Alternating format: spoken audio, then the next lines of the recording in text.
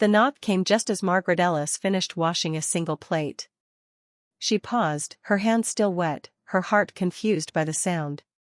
No one ever came without calling first. The house had trained her that way, quiet, careful, predictable. For 3 years, December had meant early sunsets, short grocery lists, and long evenings with the television playing only for company. The knock came again, louder this time. Margaret dried her hands and walked to the front door, already thinking it might be a delivery left at the wrong address. When she opened it, cold air rushed in, followed by a familiar voice. "Hi, Mom." Daniel stood there with a crooked smile and a suitcase at his feet. Snow clung to his coat. His eyes were bright, nervous, happy. For a moment, Margaret couldn't move. Her mind tried to catch up, flipping through reasons and schedules that no longer mattered. Then she reached out and touched his arm, as if to make sure he was real. "You didn't say you were coming," she said. "I wanted it to be a surprise." She laughed, the sound breaking out of her before she could stop it, and pulled him into the house. The warmth followed them in, along with something else, life. Daniel looked around as he set his suitcase down. Everything was neat, almost too neat. The couch pillows were perfectly placed. The hallway table held the same framed photo of Margaret and her late husband, smiling at a beach years ago. "You look tired," Margaret said, already heading toward the kitchen. "I can make soup." Daniel watched her move. She still moved with care, as if every step needed permission. "Mom," he said gently, "you don't have to take care of me." She waved him off. "I'm your mother. That part doesn't change." Dinner was simple. Soup, bread, quiet conversation that slowly grew easier. Daniel talked about Seattle, about work, about the long flight. Margaret nodded and smiled, but she noticed how much older he looked, how much time she had missed. After they finished eating, Daniel didn't get up right away. He sat at the table, fingers tapping lightly, waiting. "There's something I want to give you," he said. Margaret frowned. "Daniel, you didn't need to bring gifts. This isn't like that." He reached into his jacket and pulled out a thick envelope, white and plain. He slid it across the table toward her. She hesitated before touching it. "What is this?" "Just open it." Margaret opened the envelope carefully, as if it might tear too easily. Inside were several printed pages. She scanned the first line, then the next. Her brow furrowed. She read it again, slower this time. A flight. A hotel. Dates. Her breath caught. "Daniel," she said, confused, "this is a vacation." "I know." "For me?" "Yes."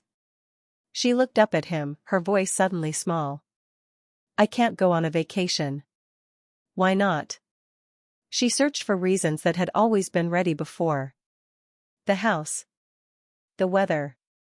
The cost. The feeling that leaving meant something might fall apart without her. "I just can't," she said. Daniel leaned forward, his voice calm but firm. "Mom, you haven't gone anywhere since Dad passed." The room went quiet.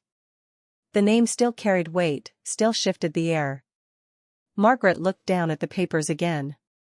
The destination was a small coastal town in Canada. Quiet. Safe. Beautiful. "I thought you liked the ocean," Daniel said. "You used to talk about it all the time." "I did," she replied. "You still do." She shook her head slowly. "You don't understand. It's not that simple." Daniel sighed, not in frustration, but in care. "I do understand more than you think. I see how you live. I see how careful you are. You don't even buy green bananas anymore." That made her smile, just a little. "I don't want you to be alone all the time," he continued. "This isn't about running away. It's about resting. About breathing again." Margaret pressed her fingers to the table. She felt something rising inside her, something she had kept quiet for years. "What if I don't know how?" she asked. Daniel softened. Then you learn. One step at a time. Later that night, after Daniel went to bed, Margaret sat alone in the living room. The envelope lay open on her lap. Outside, snow fell in slow, steady lines. The clock ticked loudly, as if urging her forward. She remembered the last trip she had taken. Her husband had driven. He always drove. She had sat beside him, warm and safe, not thinking about endings. She folded the papers and placed them back in the envelope. The next morning, Daniel found her standing by the window, staring at the bare trees. "I've been thinking," she said. He waited. "I don't promise anything," she added. "But I'll consider it." That was enough for him. He smiled like a boy again. The days before Christmas passed quickly. Daniel filled the house with noise and laughter. They watched old movies. They baked cookies.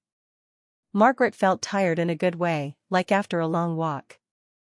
On Christmas Eve, Daniel helped her decorate the small tree she had almost skipped that year.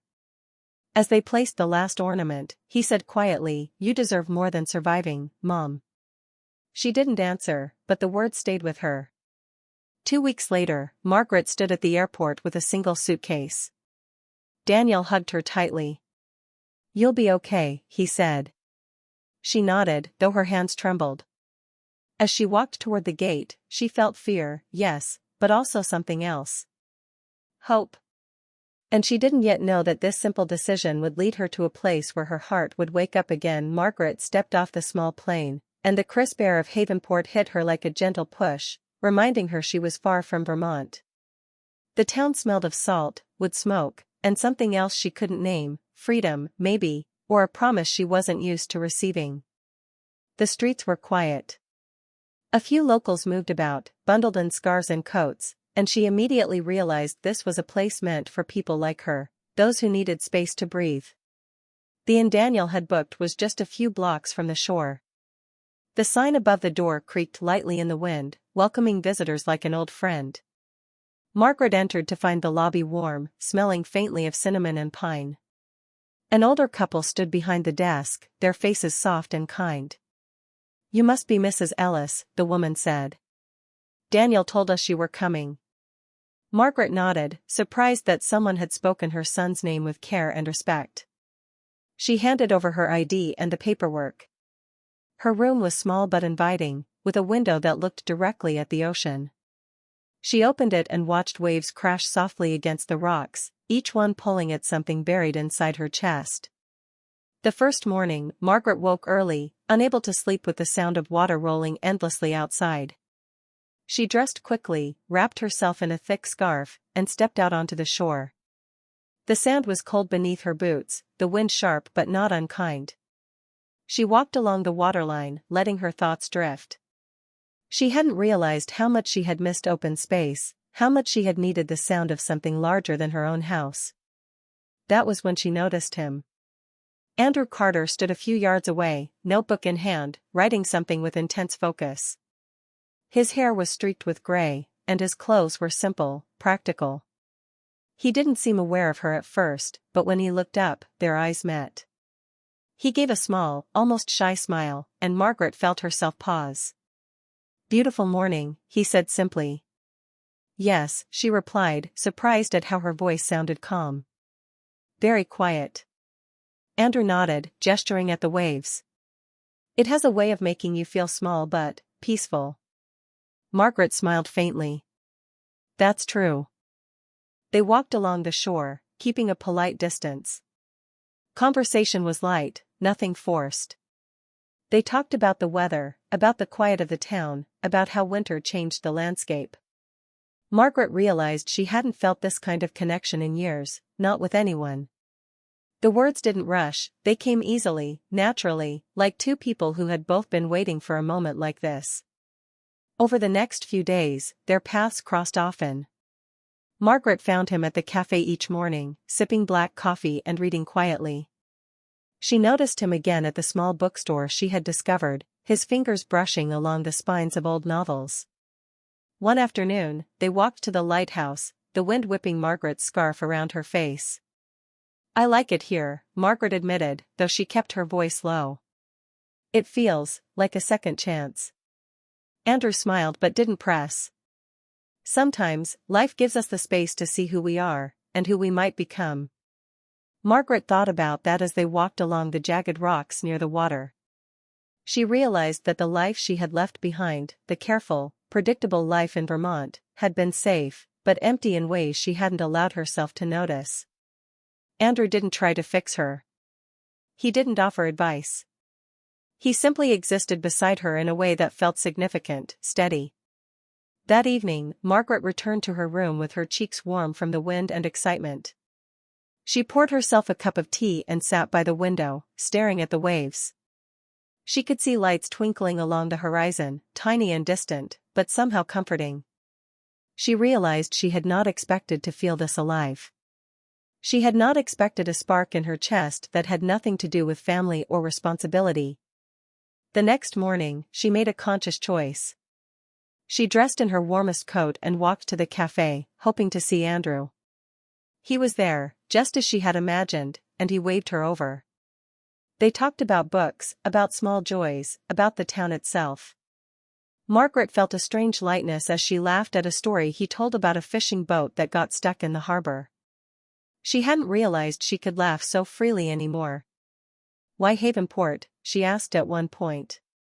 Andrew's gaze drifted toward the water. "I needed a place where I could write, and a place where the past couldn't follow me every step. Funny how the same place does that for others too." Margaret didn't respond immediately. She thought about her own past, the grief she had carried, the loneliness she had learned to accept. And now, here she was, standing in a town that felt alive, talking to a man who understood the quiet of loss without words. They started meeting regularly, though neither said it aloud. At the lighthouse, at the cafe, even in the bookstore. Each meeting carried a quiet electricity, a recognition of something budding, though both were careful to respect the boundaries of new friendship. Margaret began to feel a warmth that wasn't just from the sun or the fireplace. She felt it in her chest, steady and surprising. One evening, they watched the sunset together. The sky was painted in shades of pink and orange, the waves reflecting the light like shards of glass.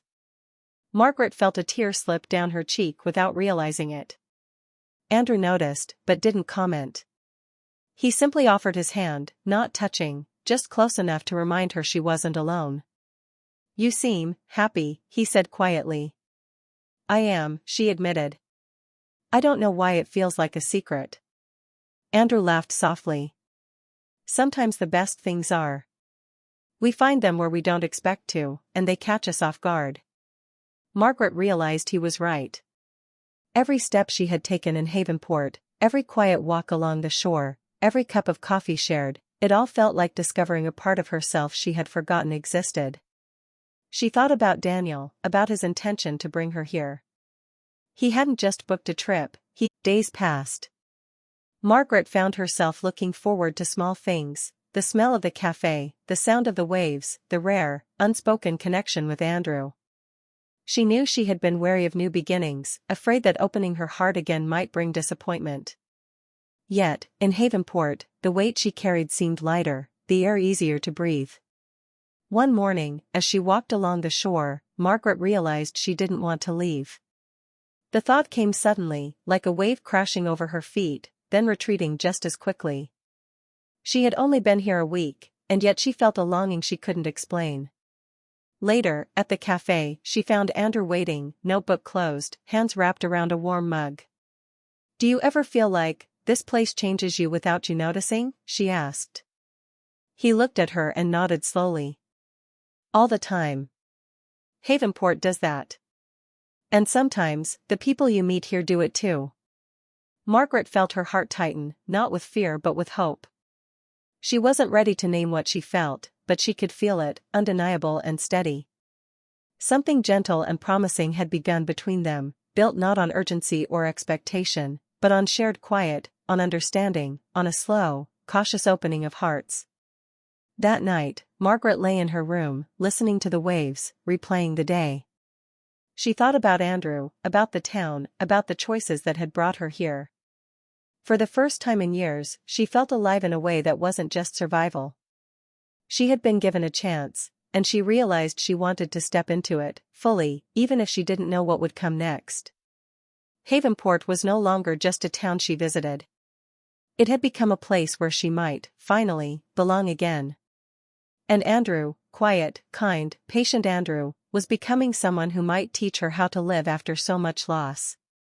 Margaret didn't know how the story would unfold. But for the first time in a long time, she didn't need to. She only knew that something inside her had shifted, something gentle but unstoppable, like the tide reshaping the shore. And that realization carried her to sleep that night with a small, hopeful smile, unaware that her heart had already begun to write the next chapter. Margaret woke that morning with the sound of waves still ringing in her ears. Havenport had settled into her like a second skin. She dressed quickly, pulling on her coat and scarf, and stepped outside. The town was quiet, the kind of quiet that made every sound, footsteps on the boardwalk, gulls crying overhead, feel sharp and alive. She found Andrew at the cafe, as usual, sitting with a cup of black coffee and a notebook open in front of him. When he looked up and saw her, his smile was soft, patient, and warm. Margaret felt a flutter she hadn't felt in years. "Good morning," he said. "Morning," she replied. She slid into the seat across from him, the chair scraping lightly against the wooden floor. They talked as they always did, about books, about the quiet streets of Havenport, about small towns versus big cities. But today, Margaret noticed something different. Each laugh, each glance, carried a weight she hadn't expected.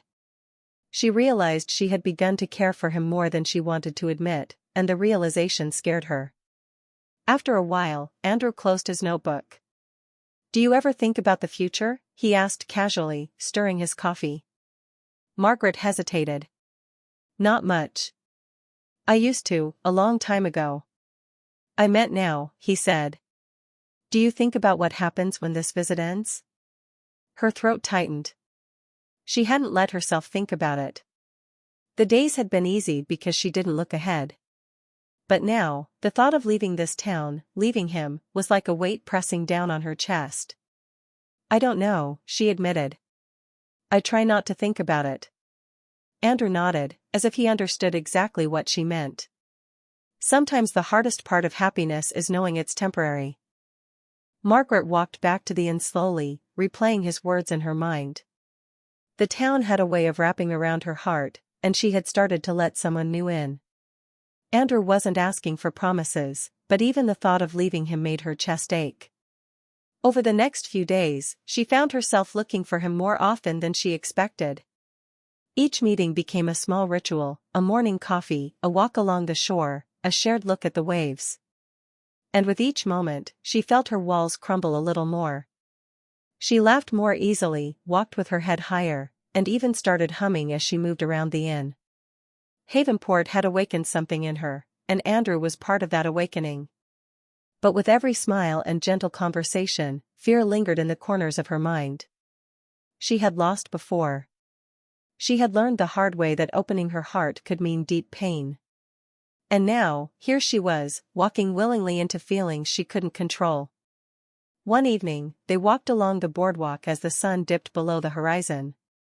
The sky was painted in shades of pink and orange, the ocean glowing softly. Margaret kept her gaze on the water, trying not to let her emotions spill over. "You seem different," Andrew said quietly, walking beside her. Margaret blinked, startled. "Different?" "Yeah," he said. "Like you're lighter somehow. Happier." She smiled faintly but didn't answer. She didn't want to admit how much Havenport and Andrew had changed her. The truth was dangerous, vulnerable, and thrilling all at once. "I worry," she said after a moment. "About leaving. About going back to the life I had before this." Andrew stopped and looked at her seriously. "Margaret, you don't have to answer me now. But I would regret it if I didn't ask, when you leave, will you let me stay in your life?" Her heart jumped. She wanted to say yes, to promise him she wouldn't go back to being quiet and alone. But fear tightened her throat. The risk felt too big. "I I don't know, she whispered. I'm not sure I can. Andrew reached out gently, just close enough to brush her hand with his, a simple gesture, no words needed. Margaret felt warmth spread through her chest, a mixture of longing and fear. She realized she wanted to stay, but she was afraid of losing him, afraid of repeating the heartbreak that had shadowed her life for years. That night, she called Daniel. Her voice trembled slightly when she spoke. I think I'm making a mistake, she admitted. Daniel listened quietly, not interrupting. Or maybe you're finally making a choice for yourself, he said. Margaret hung up, staring at the ceiling. She had spent so long surviving, so long avoiding risk, that she had forgotten how it felt to truly live. And now, in Havenport, she was remembering. The following days became a dance of longing and restraint. Margaret spent hours walking along the beach, reading by the inn's fireplace, and meeting Andrew for coffee. Each moment with him was a reminder of the life she could have, the love she could allow herself to feel. One afternoon, she stood at the water's edge, watching the waves crash against the rocks. The wind tugged at her scarf, and for the first time, she let herself cry, not from sadness, but from release. She had been holding so much for so long, and here, with the sea and the sky around her, she allowed herself to feel. Andrew appeared beside her, as if drawn by her emotions. He didn't speak at first. He simply stood there, letting the wind and waves fill the space between them. I don't want this to end, she admitted finally, her voice trembling. Andrew looked at her with gentle intensity. It doesn't have to end. Not unless you want it to. Margaret swallowed hard, torn between fear and desire. She had spent years building walls around her heart, believing they kept her safe. Now, she realized the walls had also kept out life, happiness, and the chance for love. That evening, she sat by the inn's window, watching the town lights flicker like stars against the dark sky. She thought about Andrew, about the walks along the beach, the quiet conversations, the laughter they shared. She thought about Daniel and the thoughtful plan that had brought her here. Margaret knew she faced a choice, to return to her old life, safe and predictable, or to take a risk, to allow herself to feel, to open her heart again. The decision terrified her, but it also filled her with a strange excitement. The next morning, she dressed carefully, putting on her coat and scarf. She walked to the cafe, where Andrew was waiting, notebook closed, eyes soft. I have to leave soon, she said, her voice steady despite the storm inside her. I know, he replied. But I wanted to see you before you go. They sat together in silence for a while, listening to the faint hum of the cafe and the distant waves. Margaret realized that no words could capture the depth of what she felt. She had found someone who understood her, someone who didn't demand but simply existed beside her, patient and kind. I don't know what comes next, she admitted. But I know I don't want to stop living just because I'm afraid. Andrew smiled, a quiet, understanding smile. Then don't. Live. Fully. Margaret left the cafe with her heart pounding, knowing that her days in Havenport were numbered, but also knowing that something inside her had shifted. She had felt love, possibility, and hope, and she wasn't willing to give it up. That night, she lay in her room, staring at the waves, replaying every moment she had shared with Andrew. Fear was still there, yes, but it had been replaced with something stronger, determination. She would not let fear dictate her life anymore. Margaret realized that the trip Daniel had arranged for her wasn't just a vacation. It was a bridge, a doorway, a chance to reclaim herself. And she intended to step through it, no matter what came after. The days left in Havenport were filled with quiet anticipation, laughter, and stolen glances. Margaret's heart had begun to beat differently, stronger, braver, alive. She didn't know how the story would end, but for the first time in years, she was ready to find out. Margaret woke early on her last morning in Havenport. The sun had not yet risen, and the town lay quiet beneath a soft layer of frost. She dressed quickly, wrapping herself in a heavy coat and scarf, and stepped outside. The air smelled of salt and pine, crisp and alive, as if the town itself was breathing with her. Every step she took on the boardwalk felt heavier than it should, carrying the weight of departure she had been avoiding for days. She found Andrew standing near the shore, gazing out at the water. The waves rolled in quietly, reflecting the soft colors of the morning sky. He turned when he saw her, and a small smile lit his face. Margaret felt her chest tighten, realizing how much she had come to rely on this presence, this gentle rhythm of companionship. "Morning," he said softly, his voice carrying the warmth that had become her anchor. "Morning," she replied, trying to sound casual, though her heart pounded in her chest. She walked up to him, and for a moment they simply stood together, letting the quiet settle around them. "I'm leaving tonight," she said finally, her words breaking the silence. "I know," he replied, his tone calm but edged with something she couldn't name. He didn't ask her to stay, didn't beg or persuade. That was Andrew, steady, patient, the kind of person who understood that love could exist without demands. Margaret looked at the waves, then at his face. "I don't know what comes next," she admitted.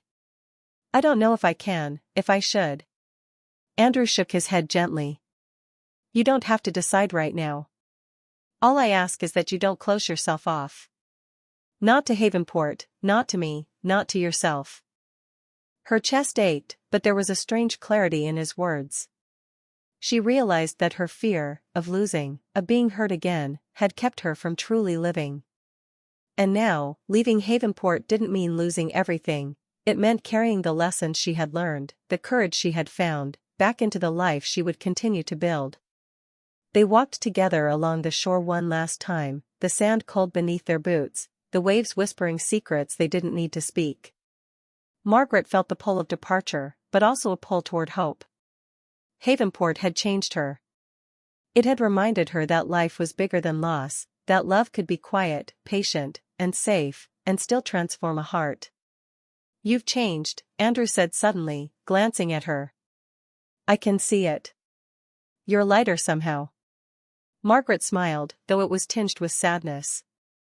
"I think I finally remembered how to breathe."